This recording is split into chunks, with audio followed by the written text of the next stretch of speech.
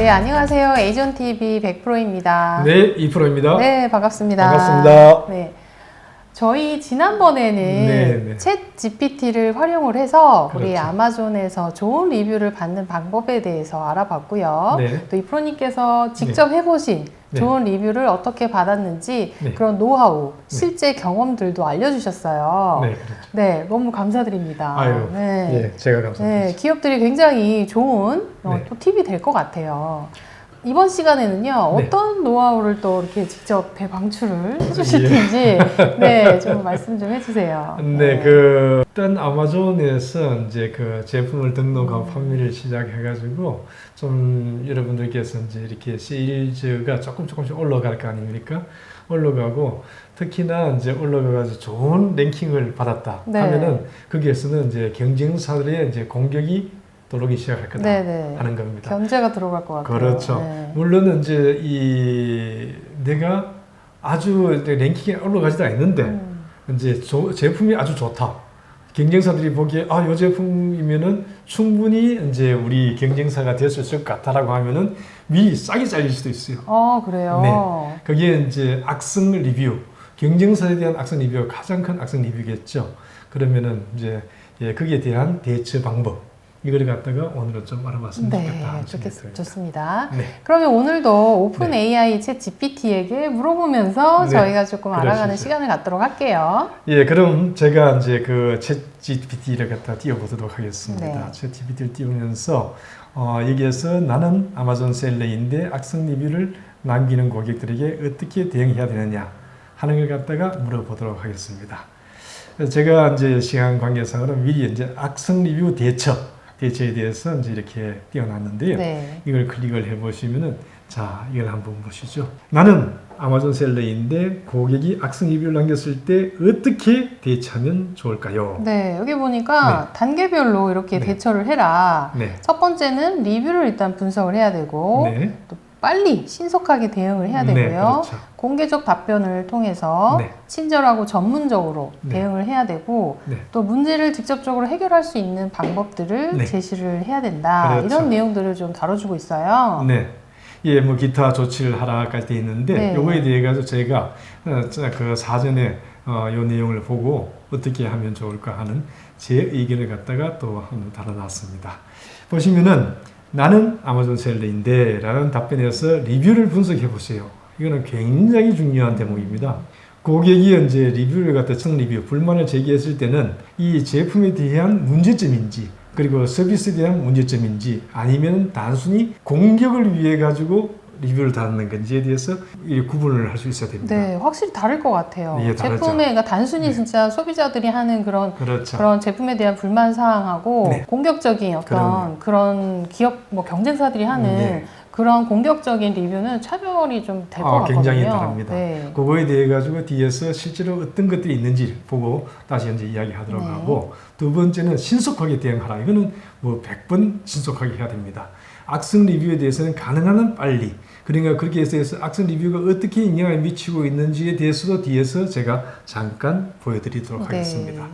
그리고 공개적으로 답변을 하세요 하는데, 요거는 제가 이제 한편으로는 처음에는 신속하게 대응을 하면서 비공개적으로 하는 게 좋습니다.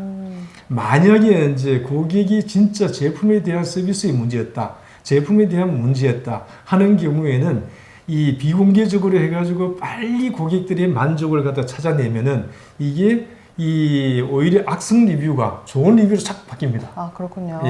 그런데 이걸 만약 공개적으로 답을 해버리게 되면은 거기에 대해서는 고객이 뒤로 물러서기가 힘들잖아요. 그렇죠. 그렇기 때문에 공개적으로 답변을 하기보다는 처음에는 신속하게 비공개적으로 답변하고 그 다음에 그게 안 될 때는 공개적으로 답변하라 하는 것이 오히려 정답이 아닐까 하는 생각이 듭니다. 그 다음에는 친절하게 전문적인 태도로 응하라. 이건 당연한 거죠. 아무리 악성 리뷰라고 하더라도 친절하게 대응하지 않으면은 거기에 따른 고객들이 보기 때문에 공개적으로 했으니까 보기 때문에 이게 이제 굉장히 고객들이 이제 이미지를 남길 수가 있습니다. 제품과 회사에 대해서. 더 불만이 생길 수도 있을 것 같아요. 그렇기 때문에 여기에 대해서는 당연하게 전문성을 가지고 대처를 해야 됩니다. 전문성으로 여기에 대한 기술적인 사항이라든지 아니면은 왜 그렇다든지 하는 걸 전문성을 가지고 답변해 주는 것이 굉장히 중요하다. 이거는 챗GPT가 정확하게 이야기를 한 것 같습니다. 네. 그리고 이 문제 해결할 수 있는 방법이 5번째는 제품을 교환이나 환불을 요구할 때는 제공하는 것을 제시해보라 하는 겁니다. 만약에 고객이 환불을 요구한다, 아니면은 이제 다른 어떤 뭐 교환을 요구한다 했을 때는 이 어떻게 생각하면은 이 셀러 입장에서 나뉠 수도 있잖아요. 네. 그렇지만은 두말하지 않고 해주는 게 좋습니다. 두말하지 않고. 네. 빨리 입을 막아야 되는 그런. 네. 두말하지 않고 이제 환불을 해주거나 교환을 해주면서 제발 그 악성 리뷰는 지워주세요 하면은 지울 수 있는 건 본인은 지울 수가 있습니다. 그렇기 때문에 본인이 지워주면은 그거를 가지고 굉장히 큰 이익을 볼 수 있다 하는 겁니다. 일단은 지금 이렇게 분석이 된 거를 보면은 악성 리뷰가 아예 100% 안 달릴 수는 없지만 달렸을 경우에는 신속하게 비공개적으로 일단 처리할 수 있는 한도에서는 빨리 처리해서 더 이상 악성 리뷰가 계속 번지는 매출에 아주 강한 영향을 미칠 수 있는 그러한 차단을 좀, 그 원인 제공을 차단을 좀 하는 것이 좋겠다, 이렇게 얘기할 수 있겠어요. 네, 그렇습니다. 그리고 6번째, 이제 기타 조치를 취하세요 하는데, 이것은 제가 생각하기에는 이 찬반의 여지가 있다. 그게 무슨 뜻인가 하면은 아마존의 리뷰 신뢰도를 제외하는 악성 리뷰, 물론 맞습니다. 아마존의 리뷰를 신뢰를 드린다. 그건 막 욕을 하는 거 있죠. 그 욕을 하거나 아니면은 아주 이렇게 진짜 이제 저질적인 공격. 이거는 아마존에 어필을 했을 때 내려줍니다. 내려주는데 제 경우로 봐서는 그런 그 경우보다는 일단 제품에 대한 거인 경우에는 한 20건, 30건 하면은 한 건 내려줄까 말까 하다 하는 정도를 이해하시면 좋은 것 같습니다. 일단 소비자의 리뷰를 존중하는 그런 차원이 더 강하네요. 훨씬 강하죠. 그렇기 때문에 이제 이런 거에 대해서는 가능하면은 신속한 고객과의 이제 인터랙션, 이게 더 중요하다 하는 생각을 해보고 있습니다. 예, 그러면 뭐 요거에 대해서는 지나가고 다음에 제가 이제 어떻게 악성 리뷰어들 특성을 갖다 파악하라 1번 사항이었죠. 1번 사항이었는데 대부분의 악성 리뷰어들은 자기의 지식을 과시하고자 하는 경향이 상당히 높다. 그런 리뷰어들이 많다. 그리고 댓글에 칭찬한 댓글, 자기가 댓글 남겼는데 거기에서 좋다, 헬프풀 탁 눌려주면은 그런 걸 가지고 즐기는 분들이 계세요. 그러니까 이제 이 악성 리뷰어들한테는 그렇지만은 이런 어떤 자기 중심적이고 아주 섬세한 분석을 해가지고 자기를 과시하려는 분들, 이런 분들은 그래도 이렇게 케어가 가능합니다. 네, 조금 이렇게 조율할 수 있는 그런 여지가 있다. 네. 그렇습니다. 그런데 경쟁사의 공격인 경우에는 절대 상대편이 어떤 이야기를 해도 어떤 조치를 해도 이래주질 않겠죠. 네, 작정을 하고 공격을 하는 거니까. 네, 그렇죠. 그러면은 도대체 이 악성 리뷰가 어떻게 영향을 미치고 어떤 식의 어떤 게 악성 리뷰인지 한번 진짜 사례를 가지고 보도록 하겠습니다. 네, 한번 들어가서 직접 볼까요? 그러면 제가 이걸 가지고 한번 클릭을 해보겠습니다. 아마존 이제 사이트로 들어가는 겁니다. 아마존 사이트로 들어가면은 이렇게 나오죠. 이렇게 나오는데 이 나오는 거에 있어 가지고 1번 이제 그 전자제품에 대해 가지고 요거는 아마존 파이어이기 때문에 이건 실제적으로 아마존에서 판매하는 거 솔 바이 아마존입니다. 아마존이기 때문에 별로 재미가 없을 것 같고 이건 애플이고 이거보다는 다음 채널로 한번 넘어가 보시죠. 방금 조금 전까지는 사실은 요게 이제 옷이 1등이었고 신발이 2등이었습니다. 그런데 지금은 여기 순서가 바뀌었죠. 순위가 바뀌었어요. 네. 그러면 일단 제가 옷으로 한번 들어가 보겠습니다. 옷으로 들어가 가지고 클릭을 해보면은 자, 이렇게 이제 리뷰가 남겨져 있죠. 이거 남겨져 15만 3천. 엄청나게 팔았네요. 엄청나게 팔았네요. 예. 1불짜리라도 15만 불인데 10불짜리가 넘으니까 150만 불 이상을 요 옷을 가지고 팔았다. 그런데 이제 10불짜리인데 그러면 리뷰 한 개당 하나만 팔았겠습니까? 보통은 우리가 이야기할 때 10%가 리뷰를 안 남깁니다. 보통 일반적으로는 과거에는 2%, 3% 정도 적을 때는 1%가 리뷰를 남긴다. 이렇게 계산하면 되는데 예를 들어 1% 같으면 여기에 갖다가 공을 갖다가 2개는 더 돼야 되는데 150만 개, 1,500만 개를 팔았다는 뜻이 되니까 어마어마하게 팔았죠. 1,500만 불, 15불을 곱하면은 1,500만 불이 아니고 1억 5천만 불. 그러니까 2억 불 이상을 갖다가 판매했다. 이 옷이 대단히 많이 판 겁니다. 그러면 레이팅. 우리 오늘은 뭐 판매에 대해서 이야기하는 게 아니고 리뷰. 이제 리뷰에 대해서 악성 리뷰에 대해서 보는 거니까 네. 자 리뷰 레이팅 어떻게 했는지 한번 들어가 보도록 하겠습니다. 자 클릭. 여기 보니까 이제 좌측에 이제 5스타를 받은 게 80%고 원스타가 지금 3% 되는데 그러니까 악성 리뷰가 좀 비율적으로 많은 이제 원스타 쪽으로 한번 들어가서 그렇죠. 이 악성 리뷰는 원스타죠.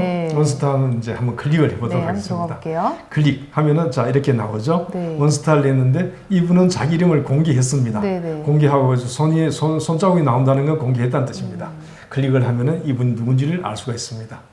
그런데 이제 여기에서 이제 쭉 보시면은 이 이제 리뷰를 갖다가 굉장히 장황하게 달아놓으셨죠. 엄청 길게 달았어요. 이렇게 답니다.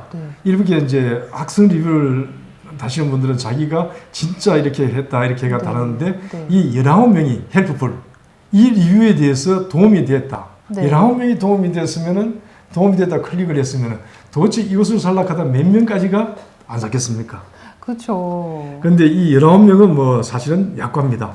밑에 이제 또 보시면은 그럼요. 여기 보시면은 이제 그 다음 분들은 다행히 헬프풀이 없습니다. 근데 그 다음에 내려가 보시면 33명이죠.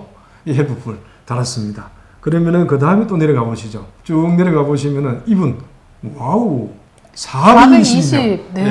420명이 헬프풀 하다 달았습니다. 와, 그러니까 이 댓글, 이 리뷰를 보고서 이제 도움이 됐다. 그리고 안 사고 넘어가시는 분들.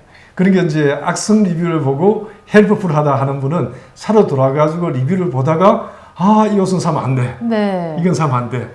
근데 사실 이걸 보고서 헬프풀을 누르지 않고 구매를 안 이거 좀 아닌가 보다. 더 많잖아요. 그렇죠. 그렇다고 생각하면은 1000명, 2000명, 3000명이 이 하나의 악성 리뷰를 보고 도움이 됐다 하는 거니까 굉장히 의미할 것이죠. 그러면 악성 리뷰에 대해서 고객들은 반응이 좋을까? 이것처럼 분석적이라야 됩니다. 그 멕시코에서 이것은 티셔츠를 K87 셔츠를 만들었다 하더라. 그 다음에 그는 하이티에서 만들었다 하더라. 그 다음에서 온두라스에서 만들었다 하더라. 하면서 거기에 대해 가지고 또한 리뷰를 자기가 달았죠.